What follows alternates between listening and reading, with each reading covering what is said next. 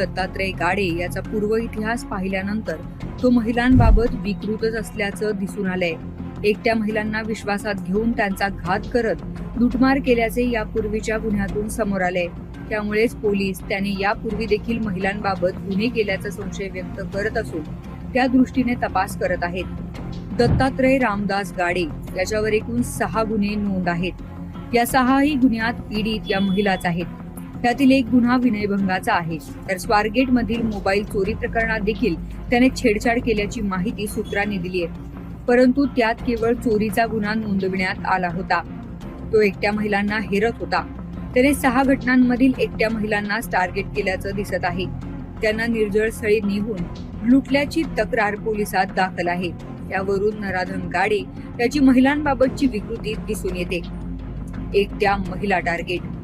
दत्तात्रय गाडे या 6 गुन्ह्यातून गुन्हा करण्याची पद्धत दिसून येते. तो एकट्या महिलांनाच टार्गेट करत असल्याचं दिसून येत आहे. या सर्व गुन्ह्यात त्याने एकट्या महिलांना हेरलं आहे. त्यांना वेगवेगळ्या बहाण्याने बोलून नंतर गुन्हा केला. तर सर्व गुन्ह्यात त्याने 4 चाकीचा वापर केला. घटना क्रमांक 1 अहिल्यानगर सुपा पोलीस ठाणे 2019. महिला नगरहून पुण्याला येण्यासाठी बसची वाट पाहत थांबली असताना आरोपी तिथे कार घेऊन आला. त्याने कुठे जायचे विचारल्यानंतर मीही पुण्याला चाललोय असे सांगून त्यांना कारमध्ये घेतले. नंतर निर्जळ स्थळी नेऊन त्यांचा गळा हाताने दाबून त्यांच्याकडील दागिने चोरले. घटना क्रमांक 2 कोतवाली पोलीस ठाणे 2019. अहमदनगर बस स्थानकात पुण्याकडे येण्यासाठी थांबलेल्या महिलेजवळ जाऊन गाडेने पुणे पुणे असे आवाज दिला. तेव्हा महिलेला वाटले गाडे पॅसेंजर घेऊन जात आहे. त्यामुळे महिला गाडीजवळ आली. ती एकटीच होती. त्यामुळे तिने इतर प्रवासी घेणार का असे विचारले. गाडीने घेणारे असे सांगितल्यानंतर महिला गाडीत बसली. पण गाडीने तिला कारमध्ये इतरांना न बसवता गाडी दामटली व निर्जळ स्थळी नेऊन धमकावलं. महिलेला लुटलं. घटना क्रमांक 3 शिरूर पोलीस ठाणे 2019. नीरा येथे जाण्यासाठी रस्त्याच्या कडेला उभारलेल्या महिलेला चौफुला येथे सोडतो असे सांगून त्यांना कारमध्ये घेतलं.